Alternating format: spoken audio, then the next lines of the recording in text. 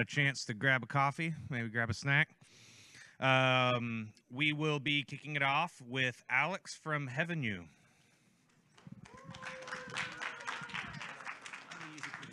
Okay. Thanks. All right. Hi, everyone. Thank you very much. My name's Alex Coulombe, and I'm thrilled to speak to you today about Heavenue. It's a community-driven platform built for XR shows running in the cloud. We are seeking a future where virtual events can be truly live and accessible and engaging and profitable for their creators. In 2008, I was studying abroad, architecture and theater in London, and had a professor who always got us into the first 5 rows of every performance. Up close and personal with a master of their craft is a really cathartic experience, and it's different from sitting 5 rows further back in that same venue, and it's different from seeing that very same performer up close in the cinema.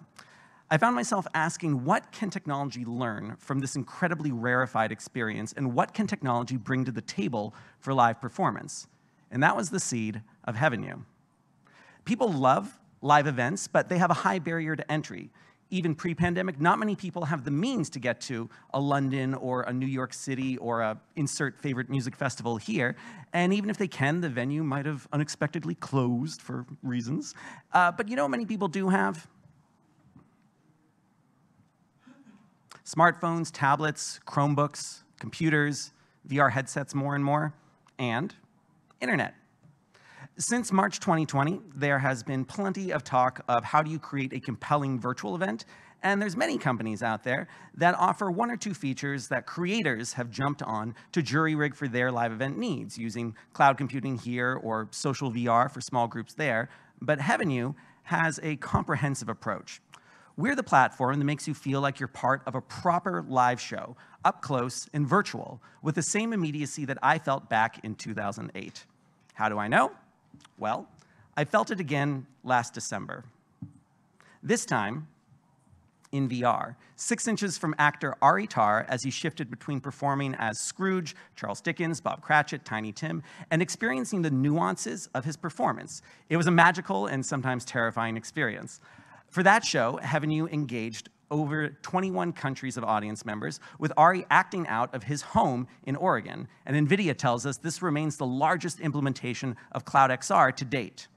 Heavenue is also about to open our very first hybrid off-Broadway show, allowing people from all over the world to experience The Orchard, which stars Mikhail Baryshnikov and Jessica Hecht.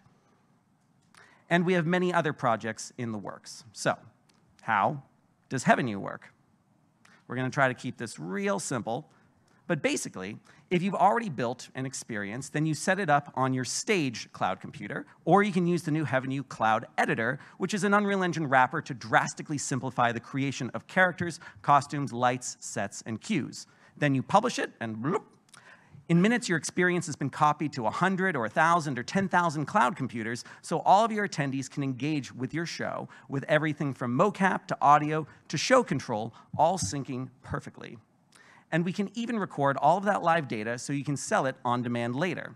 On our end, we take a license fee and cloud hosting fees that are less than a Ticketmaster charge. Plus, we've got no scalpers, no bots scooping up all the best seats in the house. We're trying to build a future where we can cut out the middlemen, and IOI does not control the Oasis. And who's we? Well, our team approaches these challenges from our particular points of expertise, building compelling XR content, developing intuitive tools across powerful software, producing 6-figure live events, and building scalable systems for real-time streaming. The live events industry is growing remarkably fast and projected to be worth nearly $2.2 trillion by 2028. But since 2020, there's been a steady decrease in crews available for physical shows. So a virtual show that can scale to thousands of attendees using a minimal crew at, say, $10 to $50 a ticket is a substantial market opportunity. Our go-to market is simple. Right now, if an events company like, let's say, ShowCap Entertainment had an experience that they wanted to run on Heavenue, well, they theoretically could just upload their executable file and be ready for their show right away. And actually, that's a great example because that did just happen. A few days ago, we gave them an account and they were off to the races for their June 4th event for 7 Fingers using both our VR and browser-based cloud features. In the coming months, we're expanding our cloud editor to pilot clients and then consumers with free usage until you sell tickets. We want to invite risk-free playing, creation, and collaboration at scale. And so, As XR and performance capture devices decrease in cost and become more ubiquitous, we see a future where anyone from a drama kid in their dorm to a VTuber in a studio to a Lord of the Rings immersive activation, or even, let's say, the Rolling Stones on their 18th farewell tour, can utilize Heavenue to put on a one-of-a-kind live show that fosters a deep and personal connection with each and every audience member. Thank you very much. It was like right at 0. Thanks for not doing the buzzer, though. I'll switch over to here. Questions? Hi. Hello. Yeah, great job with the presentation. I'm kind of curious, though. I mean, I feel like I get the platform play. People love the platform play. But again, it's a very nascent, emerging sector of this like immersive live theater thing. Mm-hmm. And so I feel like I'd like to see a little bit more proof of that as a real big opportunity in vertical before, you know, it makes sense. So any more data that you can share, like how successful have these shows been? How much revenue have they generated? How much do they cost to produce? Mm-hmm. Any more data on that? Yeah, I mean, you're right. It's very early, and we are not trying to be a production studio, so the cost for producing the shows, we're trying to leave that in the hands of Unreal Engine studios. But there's a lot of content already out there that can benefit from basically taking experiences that have already been built and then putting them on our platform. A simple example would be like Tomorrowland, which is a large music festival which is already streamed, but they don't have any interactive capabilities right now. So they could take what's already built, put it up on our platform, sell tickets that are at a higher price tier because it's more interactive, and take it from there. But you're right, it's very early for the days of Broadway. There are many, many creators, though, who are asking to use this as soon as possible because there isn't a real platform right now that is focused on creating a live event, and people are using VR chat and whatever they can to, you know, just do what they can. So this is primarily a VR first experience for end users, or also browsers and mobile? Yeah, I mean, certainly, you know, until VR becomes more ubiquitous, most of the attendees are using their browsers. But for me, the real VIP experience is when you can be 6 inches away from a performer and see all the nuances of their performance capture. So that, to me, is what we really want to sell. But we want to make sure that we can be, you know, compatible with phones and Chromebooks and every other device in the meantime, and still allow for free movement and interactivity throughout a show. How many creators have you worked with so far, and what are their modalities of creating these events? What type of setup, what kind of production value, what type of engagement, length of performance, audience size, etc. Just some early sense of. Those are all great questions, and I'd love to talk about that for an hour. The short version is we've worked with about 7 different creators so far, most of whom have a background in Unreal Engine. I have another company called Agile, which has been an XR creative studio for years. So we've helped out people who come from a more traditional theater background and don't know these new tools. But ideally, the clients who are the least friction to work with are the ones that are already very familiar with these tools, but maybe haven't gotten to play in the sandbox of cloud computing or VR necessarily, and we help onboard them into uploading these experiences. We find about 40 minutes is kind of a sweet spot for how long people want to stay in VR, and then being able to allow that eye contact inside a virtual reality experience is really magical for a live show. How much? Well, I guess you leave it up to the creators, but what's the average ticket price as compared to the live? Yeah, as a point of comparison, so this off-Broadway show we have opening tomorrow is actually going to be $29 for the virtual ticket, which is Unreal Engine running in the cloud inside Heavenue, and the physical ticket is $50. So that kind of ratio is about what we're seeing. So is it mostly about access to audiences that don't have, as you said, are not near a live performance, as opposed to replacing?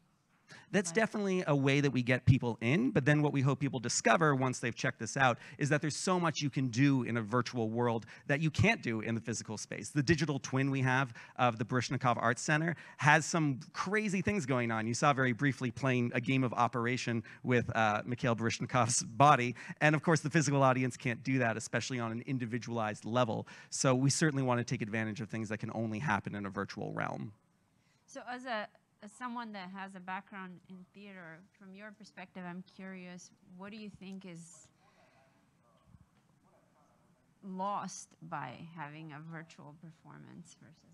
Certainly a sense of feeling like you're in a room with all these people like this. And so being able to have anything that starts to make an audience feel like they're part of a communal live experience is great. There's a lot of different ways to do that, and we're just trying to provide the tools, the venue. You know, we're in a venue right now where there's a lot of different ways to set up events in here, and we just want to have all the plugs and ports for anyone to use OSC, DMX, MIDI, motion capture to build exactly the event they want. And last question, and I'll let them ask them. There are a lot of VR, I guess, of virtual music concert platforms.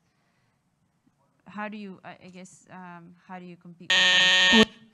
Yeah, I'll give a 3-second answer, which is basically that a lot of great music platforms out there that we don't even see as competitors. We would love to enhance the offerings they already have. Most of them aren't offering things in VR. Most of them don't allow anyone to build on their platform. They're working with very specific partners. So we're trying to be very community driven and allow anyone to hop on board and build exactly the show they want. Thank you. All right, well, there you are, stuck up on me with your mask. See ya.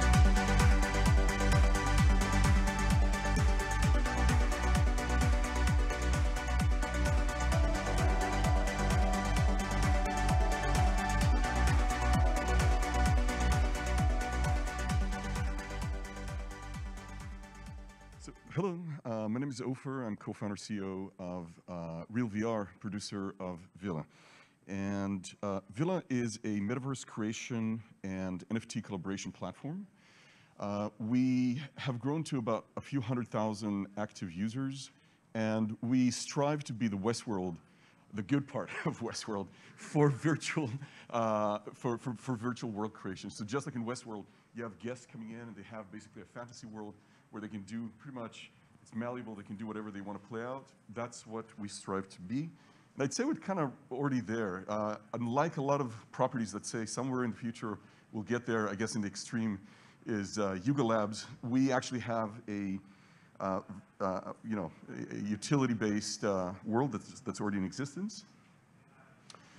The team is very technical. We come with myself, 20 years experience in communications platforms, and VR specifically about 6 years. Just a side story, I'm from Israel originally, and about 2013 I read a book that really shook me by a futurist out of Bar-Ilan University. His name is David Passig, and he proved in a lab in Israel that VR actually makes you more intelligent. And somehow it made a lot of sense. I had to viscerally feel it over the years, and that's how we got into this. Co-founder is a full-stack engineer. We've known each other for about 15 years. Both of us have expertise in AI. We actually come from, our DNA is a lot of it is in 3D walkthroughs and real estate. Walkthroughs using photogrammetry and LiDAR, and then we evolved this thing into what it is today, which is a little bit more on the consumer side. And Jace is, we've known each other or worked together now for 2 years, and he's a game engine expert. So what's Vive? It's basically, it's kind of like Discord meets Sandbox is the best way to describe it. So you can use it, like an organization. You have different villas or different channels, and then inside it, you can do many things. You can create worlds, and you can also consume, experiences. Currently, we're working on launching, we're really excited about it, launching a basically VRE, so virtual real estate, way to purchase land, develop it, and sell it to earn. And then we've got a bunch of ancillary services like performances are really big right now. That's the next thing in volumetric video. We've got real estate walkthroughs, back to our roots. We have maps, 3D maps. And one of the things that a lot of people know us for is you can fly through our world. So we put you anywhere in the world, basically. You can just fly through places and just have that freedom. In terms of timeline, we've come a long way. A little bit more skewed into the enterprise originally, made a switch into consumer. And today, we sort of are finding sort of like talk about competition and where we fit in. It's a little bit kind of like how Roblox is for kids. we are for basically grown-ups. That said, we do have a lot of kids using us, and we've had to learn to moderate this in such a way that there's not a lot of trolling. It was mentioned in one of the previous presentations, and trolling is an issue in VR, unfortunately. And especially with kids, they can be just absolutely, harsh. Harsh with themselves, very much harsh towards adults. There's a lot of literally harassment by kids towards adults. So on our platform, we've had to learn how to make that manageable, and we feel like we've sort of gotten to that sweet spot. That's it. I probably will take questions. Cool. Thanks for the presentation. Yeah, I mean, there's lots of metaverses or virtual worlds springing up, doing various different things. What do people actually do? What keeps them coming back? Like, a lot of the things are fairly generic things you can do in virtual worlds, but what are you finding that your users come back for? So in VR, in our experience, it's very much experiential. You can't theorize about it unless you've experienced it and tried it. So we've got a smorgasbord of activities that you can choose from. And the majority of the people literally just want to come in and consume experiences as a platform in multiplayer. And that's what this, at the most elemental base, provides. That said, there are people that are into the real estate walkthroughs. It's definitely a sliver, but there is a population out there that's what they want. Realtors and others who absolutely love the ability to see real estate. We connect through Zillow and other places where we can just take any 3D home and show it to you in VR.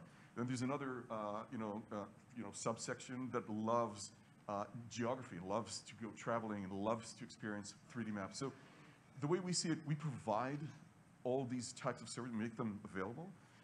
As I mentioned before, performances are a big thing right now that's up and coming. And then finally, at least in testing, we're about to launch this, but the virtual real estate, the concept of ownership rather than just subscribing, which is our revenue stream right now is coming from subscriptions. We're in the in the teens of Ks of revenues right now, and it's growing fast at 30% month over month. But that's before we're launching the virtual real estate. We expect that that's going to bump it up a lot. Obviously, the market is right now, a little bit cool for NFTs, but the angle we're taking right now is hybrid. We're not just doing NFTs, we're doing also just good old fiat. Can you tell us more about your 100,000 users? How active are they? How have you grown this community? How long has Villa been live? What they're doing in Villa? Right. So we have a few 100,000 active users, and it's mostly over Quest. The community, I'm sorry, there was a lot packed in there, so. How did you grow this community? Oh, how did they grow? So first of all, unlike a lot of people who say there's a lot of competition, I think that this is pretty much a blue ocean right now, the way I see it. It's again, depends on who you talk to. Some people say, oh, this is really crowded, everybody's doing the same thing. And I come from the other perspective, which is that's ridiculous. That's not true at all. This is altogether a up-and-coming world. Indeed, it's going to be much bigger. But yeah, if you think about, there's maybe roughly 20 million Quest users today, and another 5 or so for non-Quest users. This is just a fraction of that world, but it sounds about right for how to grow this. And again, we're growing rapidly, so I expect to pass 1 million users by sometime in early 2023. How are you getting the users? Is it word of mouth or what?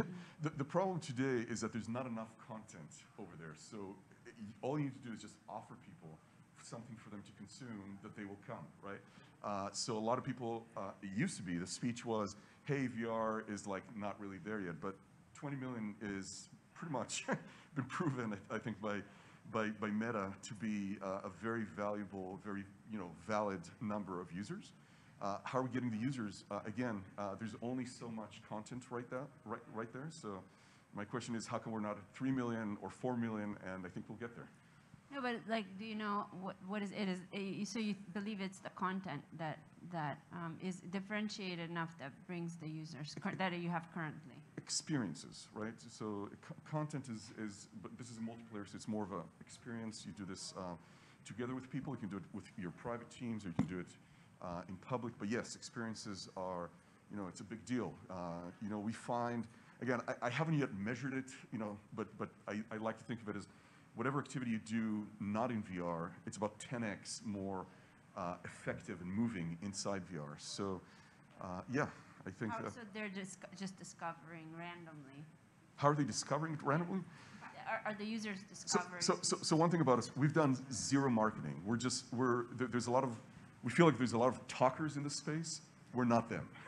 We're a little bit more on the transaction, on the let's do stuff. So early on, we've built together a very, fun, experiential platform, and the people are appreciating it. So, yeah. I'm sorry. Have you raised? What have? We haven't done a priced round just yet. We're raising an A, and yeah, we're talking to investors. Okay, I guess we're done. Right. Thank you. My name is Sherry Chang. I'm the CEO of NeuroLab, and at NeuroLab, we are disrupting the future of human-computer interface. Well, what exactly does that entail? Why is it not advancing? It's not advancing. Uh-oh. We need gesture. Uh-oh. Next, yeah. Can I use the clicker? It's not advancing. Uh-oh. All right, too far away. Okay, now, so next slide. Well, what exactly does that look like? Remember the movie Minority Report where Tom Cruise used air gesture to manipulate crime scene data? Well, we're bringing sci-fi to reality. So why do we need this technology? With all the talk about innovation in the metaverse, we still very much tether to game controllers. So we at NeuroLab believe that interacting in the metaverse should be as natural as interacting in the real world. For instance, if you're a surgeon practicing a new surgical technique, instead of trying to practice it on a cadaver or, God forbid, your patient, you should be able to practice in the metaverse with your actual hand, not with joystick or game controllers. Or another example, grandma. Can you imagine trying to, train grandma to navigate the metaverse with joystick? Or rather, you can just tell her, say, hey, point to where you want to go. So this is the type of experience that we're hoping to bring to the real world. What we created a solution that's easy to adopt and easy to use. So with only a common webcam that you already own, you already have, we are able to translate hand gesture to mouse and keyboard and also game controller input.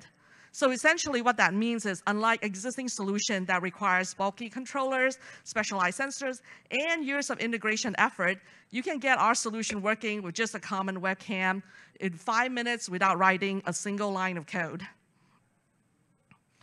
Now, because of a unique differentiation, there are a whole slew of use cases in both the 2D and 3D world that we're able to meet. So beyond being able to offer a cross-platform hand tracking solution for a metaverse, we are also able to offer a touchless solution in many unmet needs currently, such as retail, ATM, point of sales, checkout. We have the thing called a pandemic going on. Some people may not want to touch. Also, even in entertainment, in your living room as replacement for your TV controller. But I have to say, the most exciting use cases are in highly sterilized environment, in healthcare, hospital, surgical suite, where touching is often, leads to transmission of virus, and that's not desirable. So, proof of traction, here are some of the marquee customers that are in our pipeline. We have some big brand in the metaverse world that we're working with. But in addition, there are also other verticals. We're working with, point of sales, OEM, and also in medtech companies we're working with Medtronic to bring touchless to operating suite for spinal and brain surgery. Because of our unique differentiation, our product works on any platform, on virtually any device. Our whole TAM is 4 billion of computing device that currently exists around the world. We believe that as being the gateway for this new experiential, this experience, we are able to extract the $100 ACV from content creation and from licensing from every single device, which bring the total TAM to $400 billion that we're poised to dominate. Sounds ambitious, it is ambitious, but we have a formidable team in place to execute. Our COO is the former COO of video game company Atari. Since joining the startup world, he has already facilitated a successful startup exit. My co-founder and I are tech leaders with over 20 patents, and our work has been showcased in highly visible venues such as the Olympics and at multiple CES keynotes. Here are some of the accolades we already won just this year. We were named top 15 Startup of the Year. And also, thanks to Sacramento Kings, we made our Jumbotron debut with the capitalized pitch competition. Also, we'll be debuting on television at season 5. Thank you. We'd like to add the Auggie Award to our list. So thank you. Open for questions.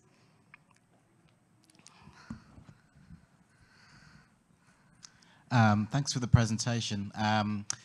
Can you tell a bit more about how you're working with someone like Meta and some of those partners? Like, isn't hand tracking largely solved by some of those bigger players? And how do you differentiate against an Ultraleap or someone who's been doing that for a while now?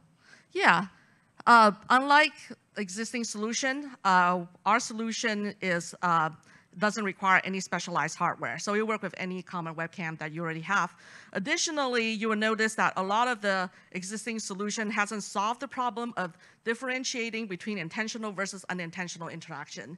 So if you actually play with Microsoft Connect, in the middle of gameplay, if the cat jumps behind you, you know that that will destroy your gameplay.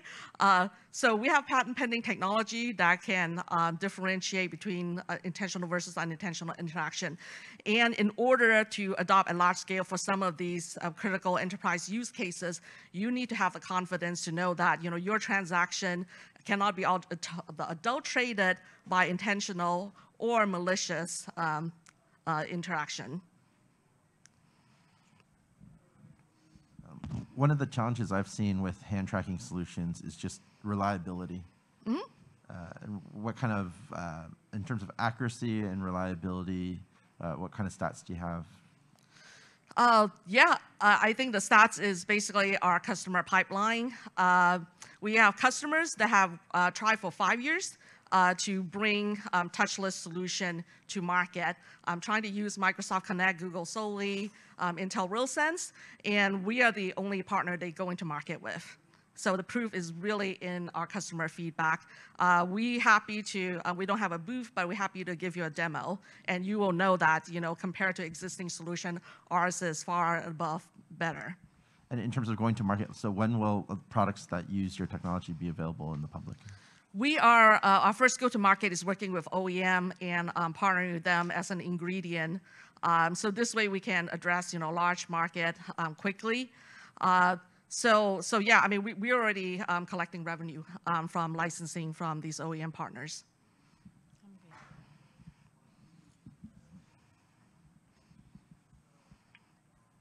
No more questions. Thank you.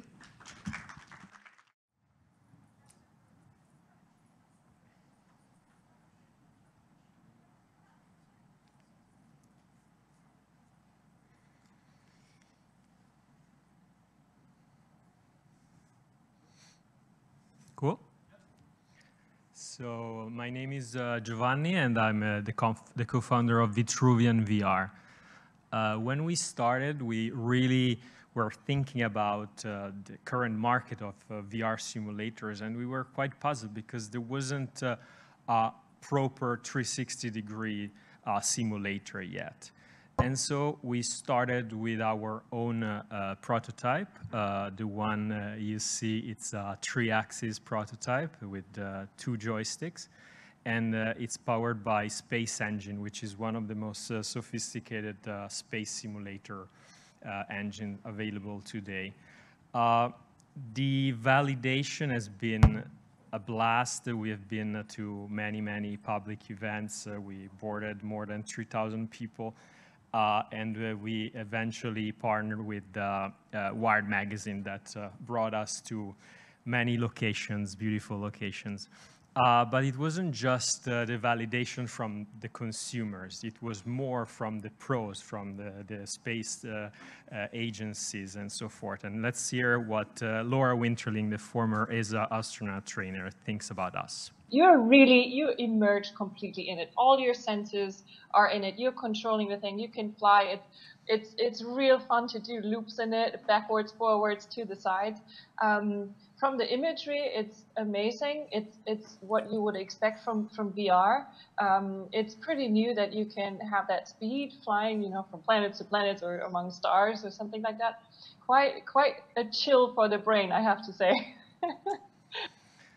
So despite all the engagement, of course, we are solving a very, very big problem, which is motion sickness. The current simulator market features that because there is no coherence between what you see and what your body perceives. So we run every time a survey asking people how much they felt motion sickness, and basically the response has been literally none on most of cases. So that was the past. We are currently developing the patented model, which is a 4-axis model that brings to the table fully completed coherence between the simulated environment and the physical sensation. It has a sliding contact, so there's no need of cables anymore. And of course, an adaptive seat with force feedback that is improving the experience. As far as software, there is a motion cueing software, which is very important for us to give even more coherence. And then, of course, we are thinking about building proprietary content, such as the Space Engine collaboration we are very fond of. But also, we conceive Vitruvian as an open platform, right, where you can really see Vitruvian as a joystick, and you can plug in whatever VR experience you like. So the target markets are 4, basically. We are basically focusing on the VR location-based entertainment. But of course, the esport is actually very, very interesting, because imagine more than one Vitruvian in multiplayer mode with pro competition. And so really shifting from a user per machine revenue model to an audience per machine revenue model.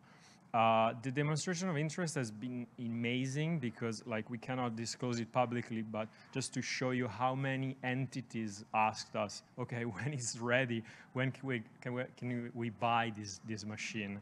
And so we are basically thinking about selling or leasing the machines to all these entities, and then also a recurrent revenue composed of sale assistant, customization, the data analytics, because of course we are gathering a lot of data with our sensors, and of course all the public events, esports, and related NFTs space. The team is great. It's been composed of engineers and software developers in Italy, where we all come from. And we are backed by very, very important entities. I would mention just the Extreme Analysis Engineering, which is one of the few firms that are dealing with certification of big roller coaster, and the Italian ecosystem in that is very, very strong, and we are very happy to partner with them. That's pretty much it. Thank you.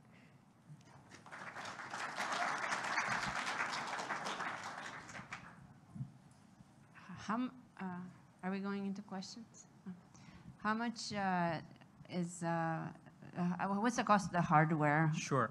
We're thinking to sell it between 130 and 150K, which is pretty much in line with our competitors. The leasing model would be more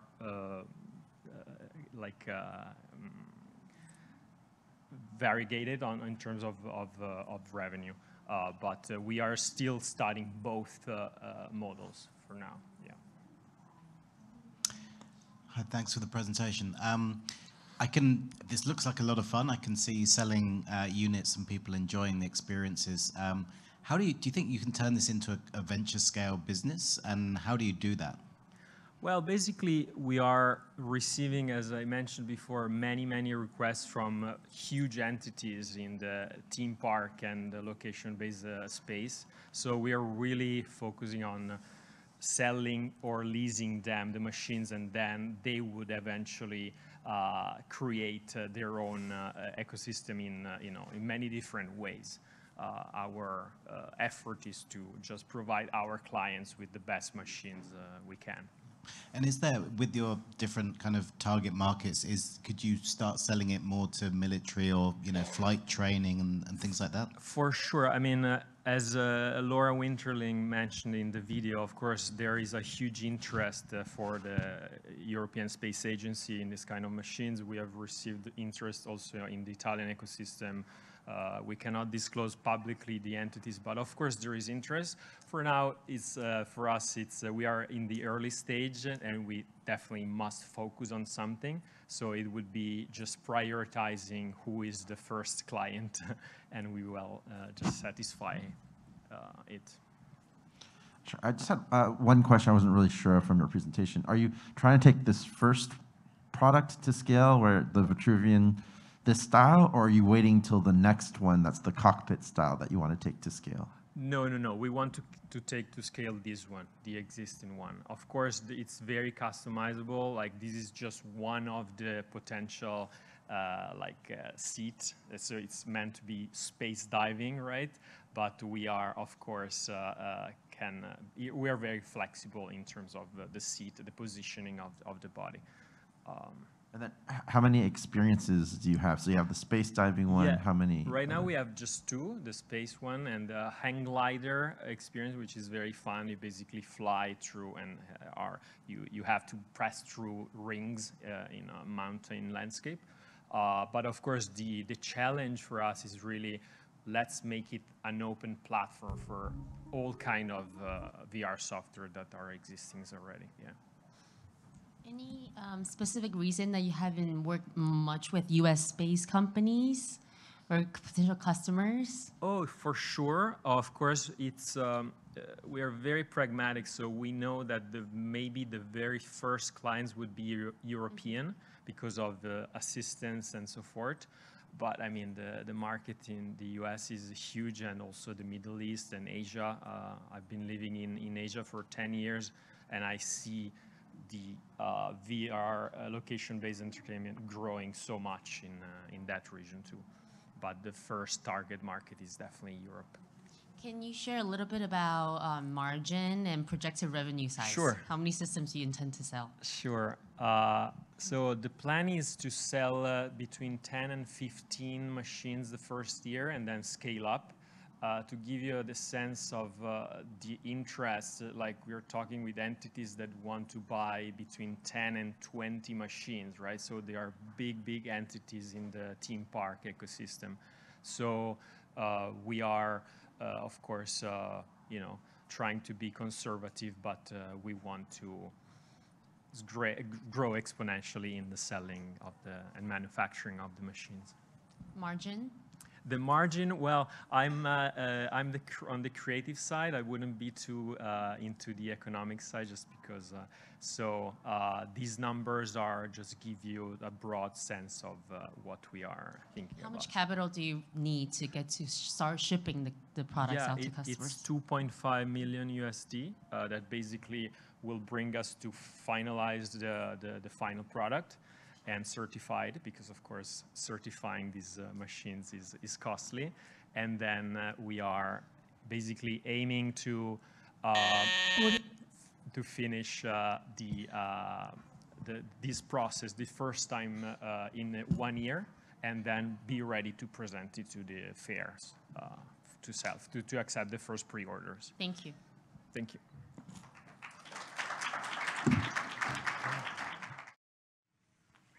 It's my first pitch, so bear with me, guys. Alrighty. Here at Intrinsic Reality, we focus on creating unforgettable experiences from the ground up. Well, technically not the ground up. Introducing Hollow Air Menu, the first of its kind, immersive, unforgettable, no scan needed shopping experience for your business.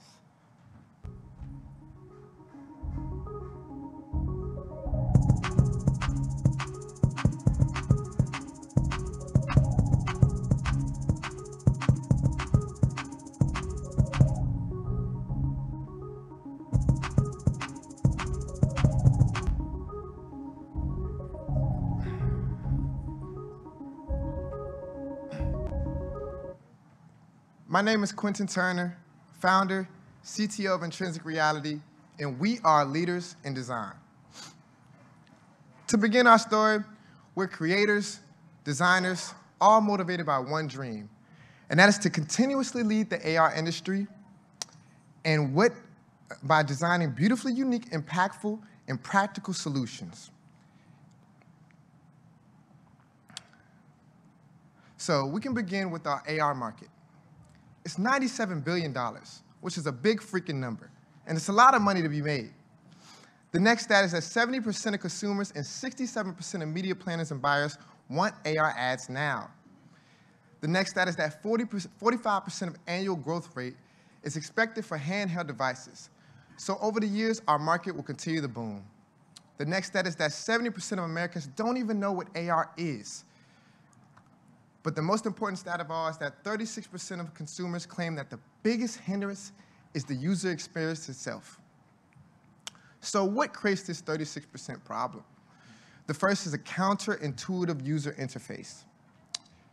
See, most AR apps start with scanning the floor, and it's confusing, and the user doesn't know what's going on. We eliminate that completely. The next issue is that neglected sales and marketing opportunities. The faster you can get to the customer, the better their experience, and they're going to keep coming back. And the last is that, let's just face it, AR shopping has plateaued, and we've seen the same things over and over again. So we need something fresh and new. So what are the solutions? User-friendly XR design. We want to keep it simple, sweet, so people understood exactly what was going on as soon as they started. We also wanted to create brands. We also wanted to create marketing brand strategies that people could understand. And last, we reimagined product visualization from the ground up. So what are some features that we have? We have unique, fast, and user-friendly browsing, customized UIs for your brand, application updates, night shopping with flashlights, AR in-app ads, custom music players, directions to locations, purchase links, and also in-store scannable promotions. We have a lot of beta features as well. One of the best beta features is Web AR, which eliminates the need for downloading apps in itself. So you can scan and go right to Hollow AR menu. The next is push notifications. We have customer logins on the way, customer favorites, and my personal favorite, voice browsing, which allows you to use Hollow Air Menu with just your voice. Manual motion allows you to manipulate the products with your hands, and we also have multilingual support on the way, virtual shopping buddies, and multiplayer shopping. Some of the benefits. We're going to increase your sales, period. We're also going to remove customer frustration, because I know everyone hates getting the wrong order. So if you see it beforehand, you know what you're going to get. It's also going to cut down on item returns. So that's going to increase sales as well. We also want to utilize customer wait times. So if you're waiting in line down the street, you won't be bored and you can have something to do. And it also removes language barriers, because if you don't speak the same language as the menu, you can understand what you're seeing before you buy it or eat it. So traditional menu upgrades can make sales increase about 15%. So just imagine if you upgrade your menu in AR, what the return on investment would be. So the benefits that are continued, we can boost customer reviews and social media presence. We can keep customer engaged even if they're away from the store. And we can help you stay ahead of your competitors. And we also can remove paper waste. Oh, man. Okay. Well, yeah, I'm sorry. Oh, what happened? Oh, the timer messed up? Oh, we're good? Okay. Well, I'm going to end there.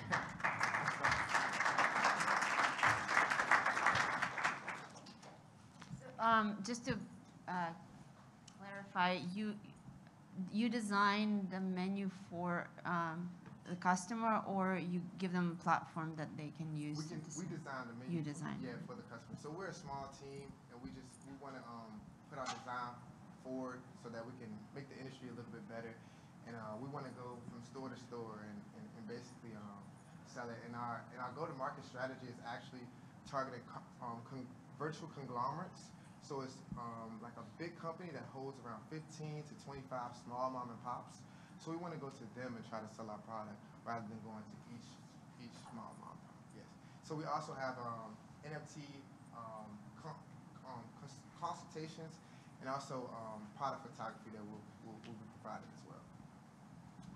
Have you launched yet, or you're? I haven't launched. This is the first time, getting my first, foot out there. So yeah.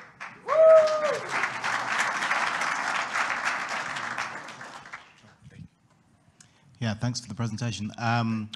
So if you haven't launched yet, what are your kind of next milestones to get to launch? And do you already have the first 1 or 2 pilot customers lined up? Yeah, we've been talking to a couple people. I guess the first thing that we really want to do is get our team on the same page for our goals. And our first goal is to get around 4 people to work with us year 1. And year 2, we want to just double that around like 8 to 9, and after that we want to transition. I didn't get to this part, but we want to transition into not scanning for the customer, but allowing the customer to scan themselves, and they just send their products to us, and then we create the menus for them. So yeah, we just want to get started with about 4 people. That's our plan. Can you tell us a little bit about the team and your background and why you guys picked this? Okay, we're artists and musicians at first, so we started off as being like music people and just creatives, and we were like, you know what, we're gonna put our heads together to try to create something new that's helpful. So we saw like a problem where a lot of the time AR apps were just the same over and over again, especially for e-commerce. So we wanted to put our own little flair to it, and we said, let's eliminate the scanning process because it's easier for people to understand and connect to the brand if it's fast and efficient and quick. No more questions. Thank you. Okay, thank y'all. Hi. Okay. Hi, I'm Dominique, and I'm the CEO and founder of XReality Academy. Yeah, so this is my, yeah, can we go to the first slide? Oh,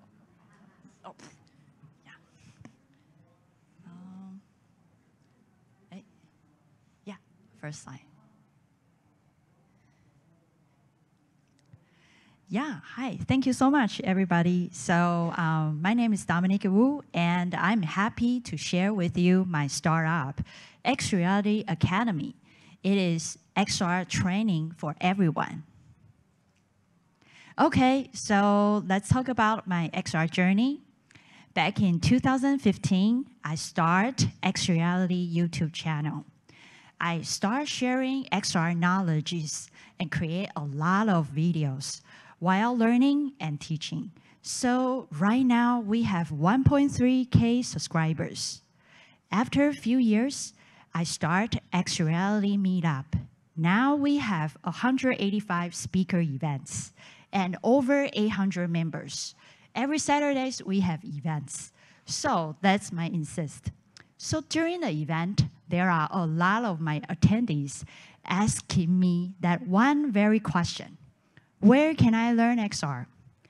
And I did my research, I look around, and I couldn't find a really good educational resource for my attendee. And my personal experience of learning XR is I look up Google, I look up a lot of different websites, and I self-taught everything. So I know how painful it is. So that's why back in 2020, I started XReality Academy to solve the problem that my attendee has. So this is our beautiful vision. Metaverse campus. Research says that the knowledge retention in immersive environment is 75% better. So that's why we believe by putting students in an immersive environment, we can make them learn better and create better. So here's the problem. Legacy learning doesn't work for the new technologies like XR because the class is very expensive. One class costs at least $3,000 or $5,000, and it's outdated. Once it's launched, it's already outdated. And classroom rigid, right? It's pretty much rigid classroom-based. And there's not many support. Usually it's one-way top-down teach. So that's why we see the opportunity. So our users are creators, XR experts, and companies. So creators need to learn XR right now to extend their digital service. And XR experts want to have some side incomes from teaching XR skills. Companies are expanding to the metaverse, so they need to train their staffs XR skills and hire a lot of XR expertise. So we see the opportunities to create an ecosystem, including the community and marketplace. So here are our revenue. Creators, we provide individual mentorship, membership, and with monthly subscription. Experts, we have one-on-one mentorship, and we charge percentage of it. And companies, we are creating a career marketplace and corporate training. So here's our mission. We empower students worldwide by delivering XR education, mentoring, knowledge, and which leads to a successful metaverse career. So here's our roadmap. We are going to launch our 1.0 platform next month. And by the end of this year, we are going to fundraising for our development for Metaverse Campus. So here's a quick overview of our site. So you can see we are constantly update our content and also our membership. You can see we have community support and job opening, and also we have the one-on-one mentorship. So here's our audience. We have over thousands of subscribers and followers on the social medias. And also we have over 80 people already subscribed in advance. So here's our team. We have teams of great designers and developers and advisors in strategy, technology, and legal. So thank you so much, and I will see you in the metaverse. I put some flyers on the back of the room, so feel free to grab some. And yeah, so there are 2 QR codes. Yeah, so yeah, feel free to scan and take a look. So thank you, and I'm taking a question right now.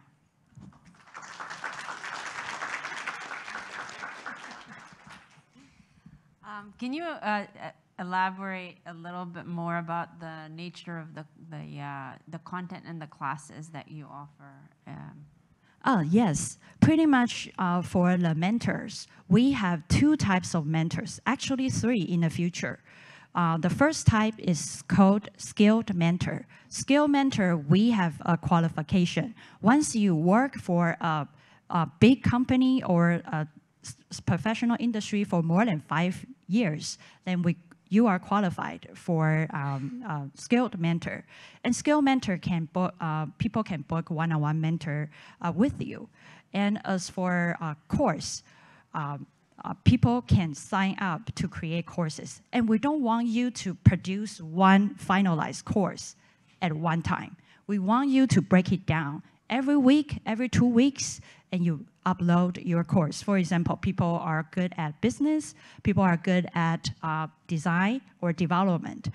We have different tracks, and each experts can sign up one track and start slowly produce, because we want all the content to be up to date. Yeah. And is it prepackaged classes that they do live one-to-many, or is it kind of all, I guess? Yeah, so course like a creator. master class. Yeah. Okay, sorry, go ahead. Sorry.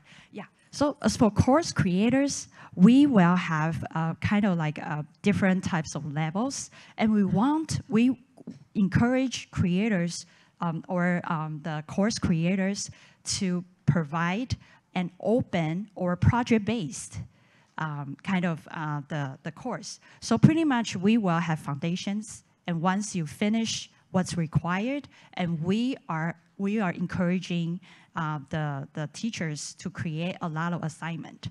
And so once the instructors create a bunch of courses, and the students can take the course using membership, and also book the mentors using XR coins. Later on, we are going to gamify it using coins inside the community. Yeah. And last question is, what's out there in the academic world as far as overlap of courses that are being offered versus what you do? Yes. So right now we have price point.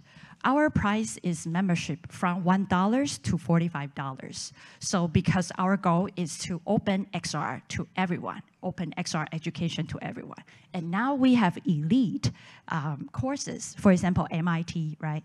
One course at least $5,000, $3,000. So that's the traditional class. And now we have a lot of digital platform, but they are lacking of one-on-one mentorship support and community support, and also lacking of gamification. And also later on, we are bringing everyone to the metaverse by start with their gallery, right? We want to give students a piece of land to create their future. So that's the goal, yeah. There's obviously a big increase expected of jobs in this space, companies looking for Unreal devs and things. Have you looked at the opportunity to connect your learners or connect potential employers with the learners that are coming through your courses? Yes. Right now, it's all through my meetup and all from my social media, such as LinkedIn. And now we have 10 to 20 teachers, experts want to sign up. And now we have more than 80 registered students. And they kind of join the meetup and also go to the hub. Right now we have a hub in Teachable, but we want to create our own platform, because Teachable, you need to purchase each course. We want membership. All you can learn. It's different, yeah. Can you tell us a little bit more? I know you say it's for everyone, but who are your initial target users? You mentioned the 80 that you have. Can you tell us more about like the profile of the people that you're trying to reach? Yes, we want to target people who want to switch their career. During COVID, a lot of people changed their jobs from face-to-face service to digital remote service. So we really want to encourage people to learn and digital, kind of like the more, yeah. So Thank you. Thank you. All right. I'm David Smith. I'm CTO and founder of Croquet Corporation. And we are building a true OS for the metaverse. This is not a marketing term for us. We've been working on these ideas for years. And we believe that the metaverse is going to be the center of communication in the future. It's not just an experience, it's a shared experience. Everything must be multi-user, top to bottom. To do that, you have to build it from the bottom up. Everything has to be multi-user. The other thing we're looking at is we're web-based. Web is the most powerful platform on the planet today and getting more powerful. The other thing that's great about it, it has more developers than any other platform. There's actually about 17.5 million web developers today. I mean, JavaScript developers, really. One of the problems we've seen, and I've been doing this for a very long time, metaverse development, very hard, very complex. As soon as you want to do multi-user, especially at the depth that we do, it becomes nearly impossible. But we can do it. This OS is open, it's browser-based, works on any browser. Anything that has a screen today has a browser and will run our system. What's really magic, too, isn't that it's just multi-user. The latency is extraordinarily low. When you're interacting with a world like this, anything you see, I see as I do it, and it's as if we're in the same space at the same time. That's a crucial part. The team we put together is extraordinary. My background, I'll brag a little bit, but I wrote the first real-time 3D adventure game many years ago. In fact, there's a new documentary coming out this year called First Person Shooters. Brian Upton was my partner. We co-founded Red Storm Entertainment. He was a game designer for that. The rest of the team has been working as part of Y Combinator research. They were a peer group with OpenAI.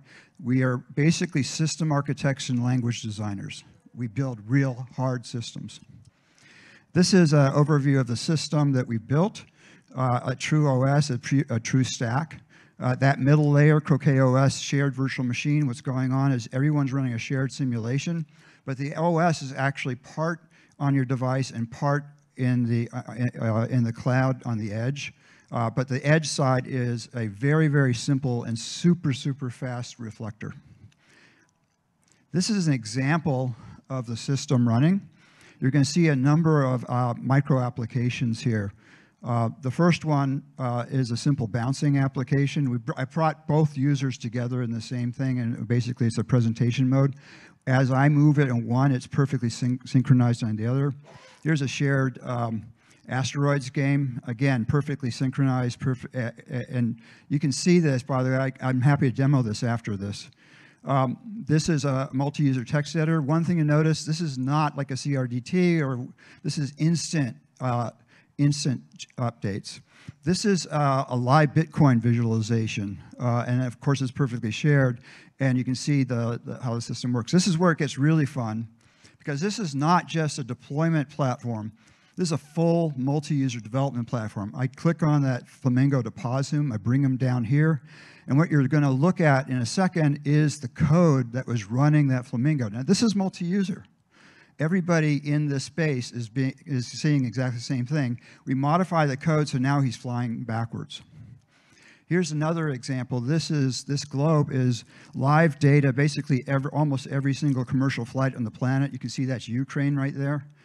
Again, it's perfectly shared, perfectly seamless. Even that spinning of the globe is perfectly shared. This is really important. These are live portals, and basically each of these worlds that we've connected are different web pages. We're actually using iframes, sort of what we call basically how Disney does this. And everything works exactly the way you see it. And what's nice, it doesn't have to be a Croquet system to be connected. We're going to make this system open so anybody can connect their worlds to anybody else's. And by the way, this is a web page. That means it's your system. You own it, you control it, you decide what people see. We're working very closely with 5G carriers. We're putting our reflectors on mechs. We see that the 5G and the metaverse were made for each other, particularly for the kinds of latencies we expect. We're today platforms, infrastructure, Croquet's deploying that. We're in alpha today, and we're raising $10 million because we believe the time's right for a true OS, a true open, democratic OS. Thank you.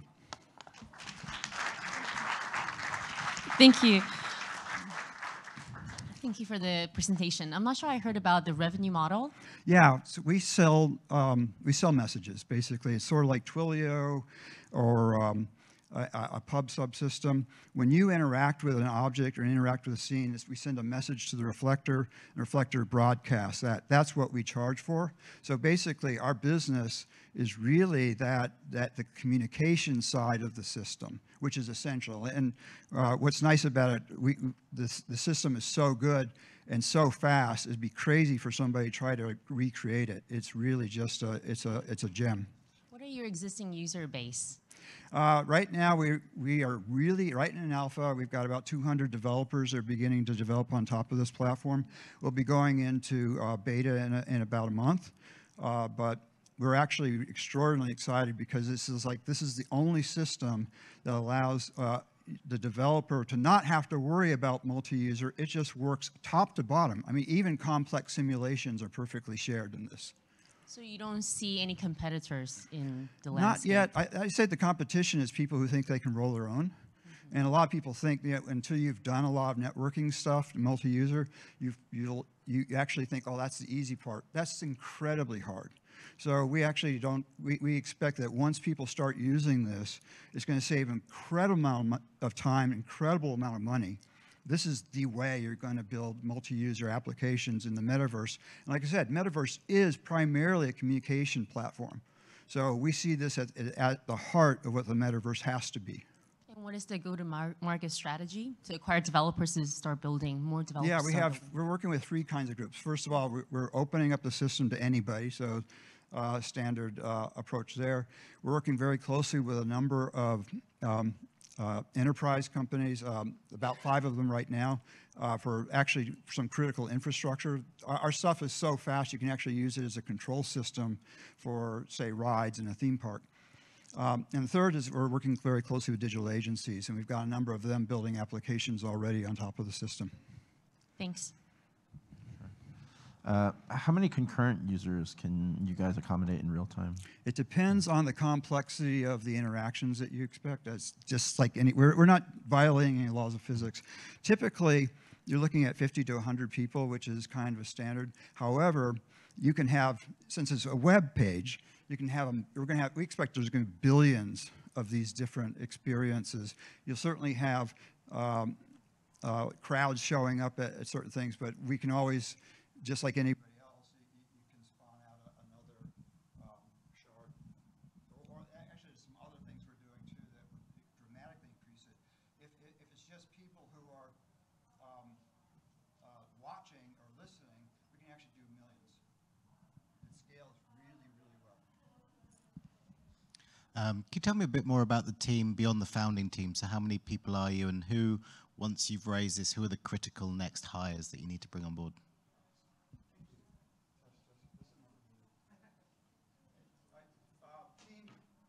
There's 15 of us right now. The team has been working with me in various ways for, in some cases, decades. Like I said, I created Rainbow Six years ago. But our particular team has been doing base architectures, things like on one laptop per child. We were Squeak developers. We own the. We did a lot of the core work for Scratch, which has 45 million kids who use it today. So basically, that's our world. We know how to build these complex, powerful systems and make them available broadly. And so our team is, I'd say, the best in the universe to build these sorts of things.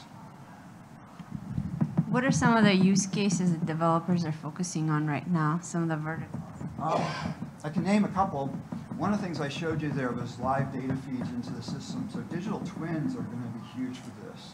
In fact, basically being able to carry in your pocket the state of whatever your factory floor, or robotic systems, or like I said, the ride is going to be an essential aspect. Another thing, it says 23 seconds. Another thing is the ability to actually perfectly synchronize audio and video. This is something I can also share with you within a few milliseconds. So when you put your phone against somebody else's phone, you're actually hearing one big sound. That's how good the system is. And that's the power of an operating system. You get to do things that are simply impossible otherwise. And remember, this is going to be an open OS. We're going to make the top part of that available to anybody to develop on top of it, to extend it, and to modify the system along with us to make this the most powerful platform on the planet. This is the most exciting time in the world for all of us. And to be part of this and actually see this come to life, I mean, this is my dream. This is, by the way, my mentor is Alan Kay, who's the father of the personal computer. It's his dream too. We've been working on this together for a number of years. Thank you. Hello. Good afternoon.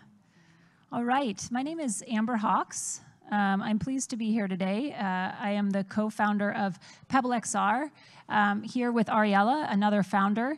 Ariella is a well-known game industry veteran who has numerous augmented reality projects under her belt for clients such as Google and Niantic, and I am not in that industry at all. I'm an urban designer and urban planner, and I've been working, co-leading a urban design and urban planning consulting firm based in Los Angeles, along with our third co-founder, Shannon Davis. And in my 15 years of experience, we have a major problem going on in our industry. For the past 2 centuries, people in my industry have used the same technique to engage in a design dialogue with their constituents. And that method is simply that they roll out a map or a plan during a community meeting. Now, why is this a problem? First and foremost, nobody can read an architectural drawing except an architect.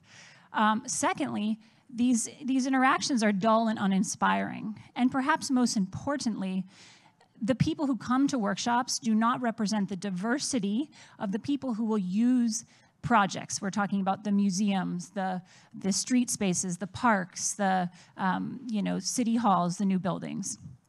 So it's time for to find a new approach for design dialogue, and we've created that with Pebble XR. Pebble XR is a tool that sparks discussion with communities around proposed changes to the physical urban environment. It uses a variety of technologies to do so, and it allows the designer to build their vision.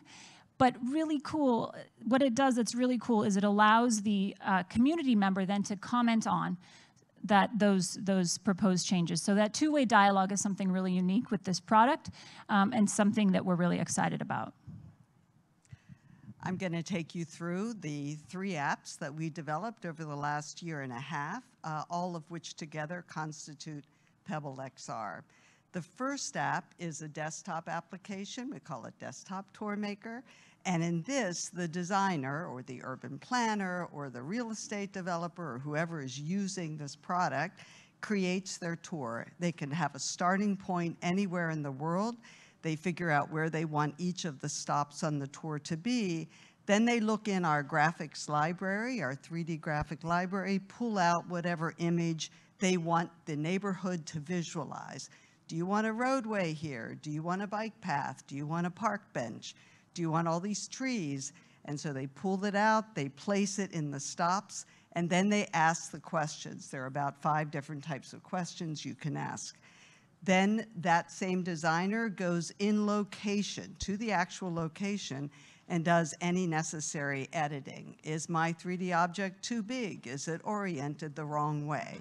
Finally, when the tour is finished, the designer then uploads it to the App Store. This is the app that you can currently find in the App Store called Pebble XR. Now, this is the app that the consumer, the person in the neighborhood, actually uses then. They take the tour and they do thumbs up, thumbs down. I'd rather have this tree or that tree. I don't want a bike lane there. And they give their feedback.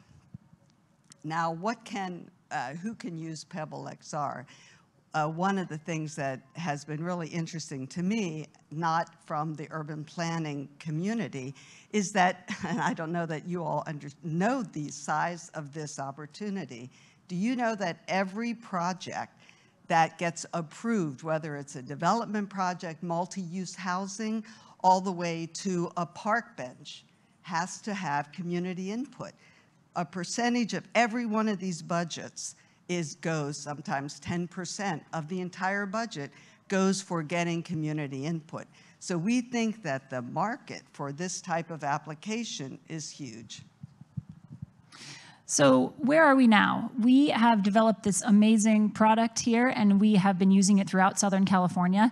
As a couple of examples, the city of West Hollywood is currently using this Pebble to test out some safety enhancements on the street, from traffic circles and crosswalks and a parklet. The city of Long Beach has used Pebble to show a community what a barren plaza could be rehabilitated to become, and had a two-way dialogue around that. So the possibilities really are endless, and we've had great traction. We just did a demo last week with the city of Los Angeles, and we're going to be meeting with their department to showcase the technology further, and we're really excited to take it to the next step. Thanks so much.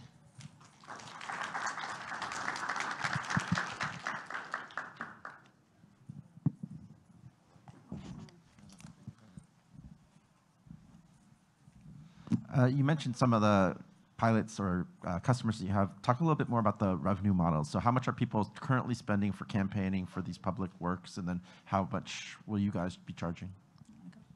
Well, the question that he asked about how much are people currently spending to get community input, why don't you answer that? But for the particular projects that we showcased? Or I mean, just in general, but then reflected in the products that you guys are showcasing. So generally speaking, community engagement budgets can range from anywhere from $5,000 to $200,000 and up.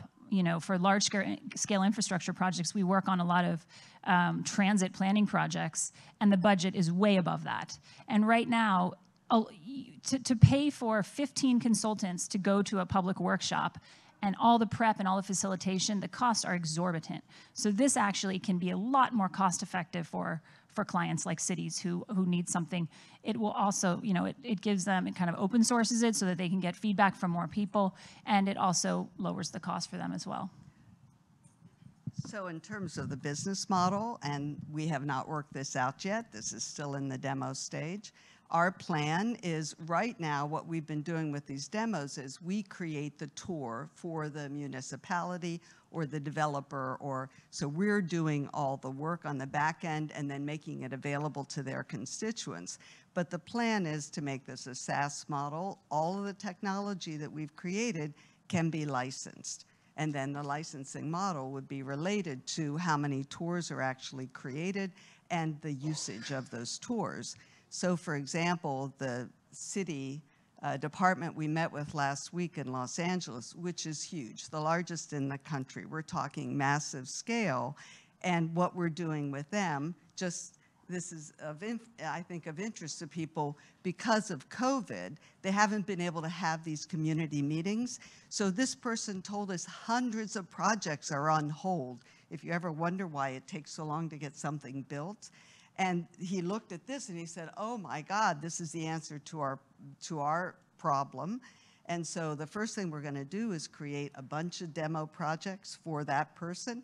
And then we're going to give the entire engine platform to their department and train people so that they can now give us feedback on really what else do we need? What other feature set do we need? So we think there's tremendous potential with this. In what format are the constituents generally providing these feedback via Pebble? And how much do the cities care or value these feedback? Well, why don't you take I'll take the value question. Ariella mentioned it, but without community feedback, projects can be stopped in their tracks. This is projects I'm talking about a developer who has an apartment building on the corner to a city who is planning a museum or a stadium. They need that feedback. And right now it's done in a way where they can maybe eke out a few data points to justify some of their project decisions, but this would give them hard numbers. And we didn't even get into the analytics and the kind of demographic questions that we track that gives them a really solid footing. So, many projects are put on hold because they don't have that, and it's critical. What format we get feedback from the customers? Well, we designed so far 5 different question types, everything from multiple choice to would you rather have the oak tree or the palm tree, and a slider bar, thumbs up, thumbs down. So we try to keep it really simple. There's also opportunity just to put in some comments. So, anyway, there are different types of feedback that we get from people. What's the vision and what do you see as your addressable market? We are really excited that the market just in my industry alone is huge. And we've also had traction from people in other markets who see applicability in their verticals as well. For instance, the film and entertainment industry who could use this for location scouting. But in our first market that we will be addressing, which is the development, urban design and urban planning market, we would be first pursuing the large municipalities. There are over 150 municipalities across the U.S. alone that have, over 200 or 100,000 people in them. It's the large architecture and engineering offices, which is a multi-billion-dollar, industry throughout the U.S., as well as developers, medium and large developers, which is a huge industry in the U.S. right now and booming. Okay, thank you. Thank you. Hello, everyone. My name is Ravi. I'm the co-founder and CEO of Centio VR, an immersive collaboration platform for the design and construction industry. Let's talk about the problem we are solving. Miscommunication is huge in designing projects, whether it's the architect discussing design options with the owner or engineering and construction teams actually executing the plan. Most of the collaboration is done on floor plans or sharing 3D models on flat screens, which people find really hard to understand. In fact, 48% of rework in construction projects happens because of poor communication. So how do we solve it? By building a simple, easy, immersive collaboration platform where architects, owners, engineers, designers, construction teams can share the 3D model immersively in real time, discuss design options, save rework, multiple back and forth, and improve the efficiency of project outcomes. How does Centio work? We integrate directly with the tools architects and designers use, like SketchUp, Revit, offering a plugin that they can install and send the model to the cloud in a single click. Models are uploaded and exported in less than 10 minutes, so that anybody who has a MetaQuest headset can download our app, put in a 6-digit code, and boom, they're inside the 3D design. Not just on their own, but they can actually share that access code with people remotely so that anybody can come and share that space in a collaborative environment, helping people to discuss things that would have taken weeks and months in order to take the right decisions. Our vision is to build the only end-to-end collaborative platform for the design and construction industry across design, plan, and build stages. And we've got off to a good start. Our annual recurring revenue is closing in on $250,000. We have been growing at 9% on an average in the last 4 months. We have customers in more than 40 countries, and our customers are largely small and medium businesses, but not just limited to them, but we've also acquired renowned AEC firms like Kimley Horn, KPF, Turner Construction, who are using the platform. Our customers love the ease of use. Centio's interface, as Ken, an AIA-registered architect, mentions, is extremely easy to use, and we are probably one of the most highly rated collaboration productivity apps on the App Lab currently. Centio is probably the only product-led SaaS in the AEC collaborative space, which means people can start a free trial, get into the user experience without needing any help from anybody. Not just that, it just works across multiple 3D tools which our customers use instead of being focused on probably one particular integration like Autodesk. Construction is huge. We understand that our total market may comprise of at least 5 million businesses across architecture, design, engineering, and construction. And considering an average revenue per account of $1,200, which is where we are currently, we estimate the market size to be at least $5.4 billion. VR in AEC has always had potential, but something changed after the launch of Oculus Quest. By having a $300 headset where design reviews could be done efficiently has completely changed the game in terms of adoption, and why we believe this is the right moment for accelerated growth. we are planning to grow from 250K in ARR to $1 million ARR in less than 12 months, and which is why we're talking to investors so that we can accelerate on terms of our team, sales, customer success, and engineering. Centio's co-founders are alumni of the Indian Institute of Technology. I've been working in the B2B SaaS space over the last 10 years, understanding the pain point in AEC, defining the product roadmap and the business model. My co-founder is a computer science graduate from IIT Kharagpur, and together we have built across a team that's really diverse and excellent across functions like UI, UX, sales, marketing, and customer success. We have a vision to change how professionals in the design and construction industry communicate and collaborate globally. We invite you to help check out CentioVR.com, and I'll be open to any questions that you might have. Thank you so much for your patience.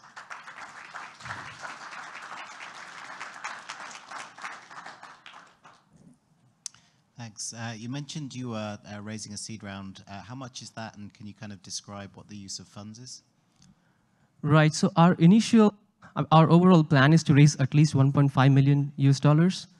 Our initial target is to raise 600K for very key priority hires, which are primarily resources on the development side, Unity developers, backend developers, and on the marketing side, marketing and customer success. So we plan to increase our team from 8 to 20, which requires at least $600,000 priority. So there's actually a lot of competition in this space, right? There's a lot of players. You had some on your slide, but there's probably double that I've talked to over the years. I'd like to hear a little bit more about how you guys differentiate yourselves. Right, so I think the first thing that we've done differently is our go-to-market. So rather than focusing on a few select accounts in enterprise accounts, we've just built a very organic, self-serve business model, which is probably something that nobody else has been able to crack. So our cost of acquisition is very low. Our self-serve, our conversions are largely self-serve instead of salespeople doing a demo. So that's on the go-to-market side. And on the product side, what we have done differently are two things. We have focused on offering a standardized experience across multiple 3D tools rather than being focused on one or two particular, as I mentioned before. And the other is to just make sure that we are very, very good on the Meta Quest. So we never built for PC VR, so a very standardized experience on standalone VR where most of the adoption is, and self-serve organic product-led SaaS on the other side.